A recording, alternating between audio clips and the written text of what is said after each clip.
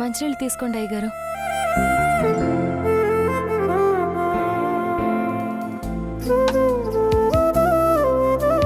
మీకు జరిగిన అన్యాయం సొత్తుంటే చాలా బాధగా ఉంది అయ్యగారు.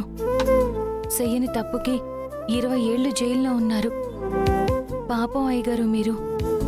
20 ఏళ్ళు జైల్లో ఉన్నందుకు నేను బాధపడట్లేదమ్మా. 20 ఏళ్లుగా నా కూతురికి దూరంగా ఉన్నందుకు బాధపడుతున్నాను. 20 ఏళ్లుగా నా కూతురికి తోడుగా లేకపోయానే అని బాధపడుతున్నాను. నా బిడ్డ పాలకేడ్చిందో కూటికేడ్చిందో అని తలుచుకొని ఏడవని రోజంటూ లేదు.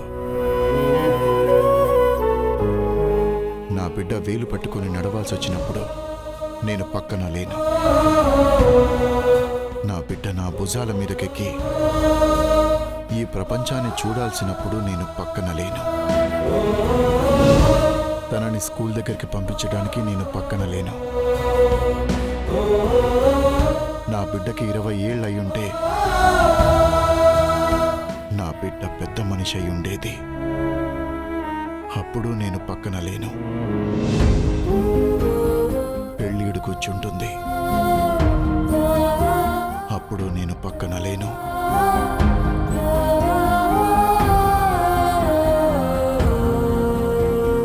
బాధపడకండి అయ్యగారు.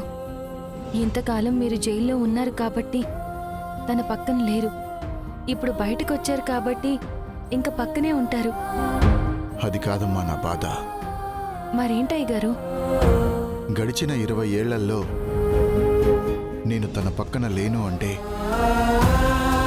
నా స్థానంలో ఎవరో ఒకరు ఉండే ఉంటారు కదమ్మా. ఉంటారు. ఉంటే ఏంటయ్యగారు? తన ప్రతి అవసరానికి తన పక్కనున్న మనిషినే తన నాన్న అని అనుకుని ఉంటుంది కదమ్మా. ఇప్పుడు నేను సడన్గా కనిపించి నేనే మీ నాన్నని అంటే నా బిడ్డ నమ్ముతుందో లేదో అని భయంగా ఉందమ్మా.